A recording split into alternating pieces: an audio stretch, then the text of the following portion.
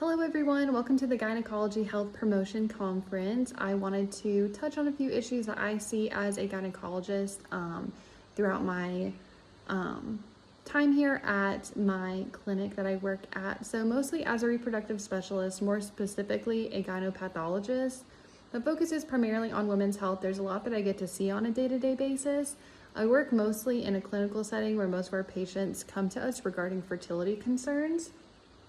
However, one of the most common cases that I see most often is cervical cancer. So one of the most common diseases that I encounter, mostly because HPV or the human papillomavirus is the primary cause of cervical intraepithelial neoplasia, or CIN.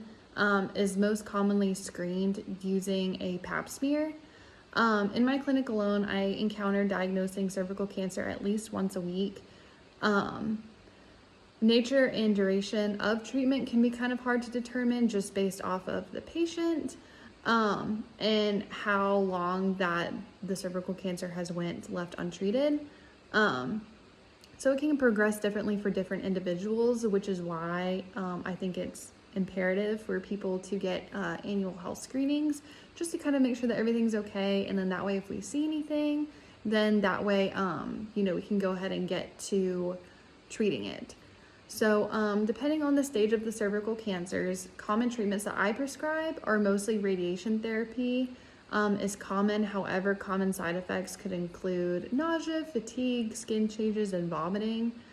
The more straightforward, more aggressive sorts of treatment would be a cervicectomy.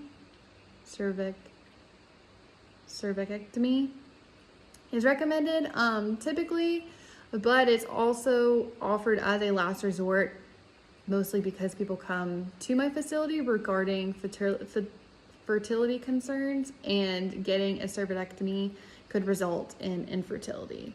So a common lifestyle change that I recommend is that if they do smoke, to stop smoking, get plenty of exercise, watch their diet, and things like that. So I had one patient come in, I will refer to her as Jane Doe, but she was a 26-year-old female Caucasian. She had a middle upper class socioeconomic status. Symptoms that she came in presenting was abnormal bleeding and discharge from the vagina, pain during intercourse or dyspareunia, and heavier and longer menstrual cycles. So we ran some tests, and her diagnosis did come back that she did have cervical cancer. I recommended to her that maybe we could do radiation therapy, targeted drug therapy, and immunotherapy. Having surgery to remove her cervix was out of the question because she came to me first regarding fertility issues, and then she brought up other symptoms, the abnormal bleeding and all of that. So surgery was out of the question for her. So types of treatment regarding cervical cancer is surgery, chemotherapy, and radiation. The HPV virus is normally passed to another during sex, which is why contraception is very important. I feel like a major problem that needs to be addressed is talking openly about sex education, and getting tested for sexually transmitted diseases should be discussed among new partners regularly. I feel like it has become more expressed in recent years. However, I can understand that it can be, kind of intimidating to ask your partner, if they have an STD or not. But however, you're protecting yourself, you're protecting your partner, and I think that it should just be a standard of conversations regarding that.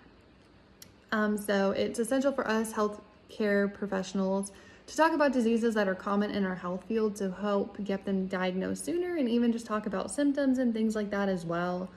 That way we can tell our patients, these are some signs and symptoms that you could see, but not everything presents the same way for certain people. So just trying to let them know of their signs and symptoms, and then that way we can just get them diagnosed sooner. So yeah, that's all that I have to say regarding my speech on cervical cancer. So if you guys have any questions, we can take them now.